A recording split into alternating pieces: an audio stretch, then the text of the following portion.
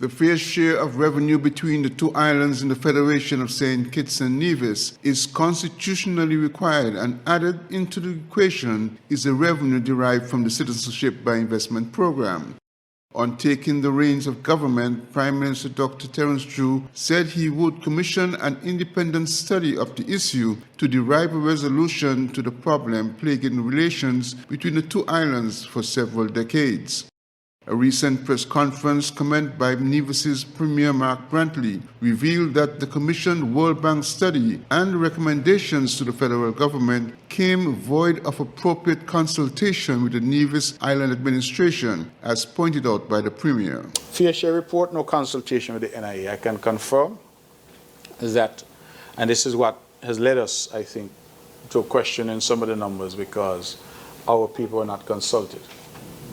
Which again begs the question, if you're trying to do something to solve a problem, why not engage and consult?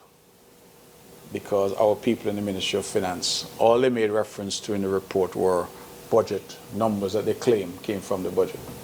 And I say they claim because we're having a difficulty reconciling the numbers.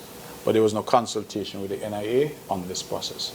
And so that is definitely going to be one of the talking points as we engage with the national government, with the Prime Minister and his team.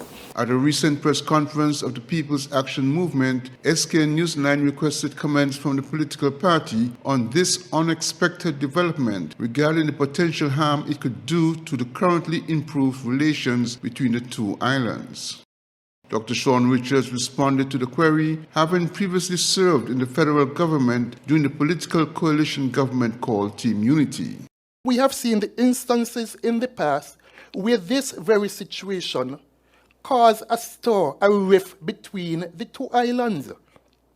We don't need that. What is wrong with consulting with the people of Nevis relative to how the revenues are shared, or relative to the financial statistics coming out of both St. Kitts and Nevis?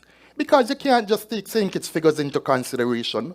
You must also take the reality of the figures coming out of Nevis into the equation when you are going to make that particular determination.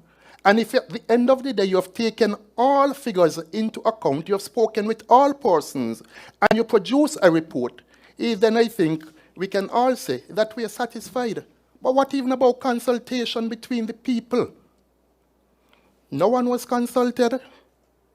You know, I ask myself, you have joint cabinet meetings from time to time between the NIA and the federal government.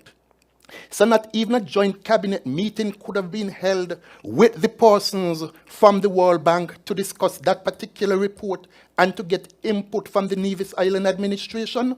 That was asking for too much. Again, it is only about optics coming from this government. The government doesn't care. But what do you also expect when you don't have any money? If I don't have any money and you want to have a conversation with me about sharing money, I don't want to get a conversation with you. None of there to share. And maybe that is the bigger reality, that I really have nothing to share.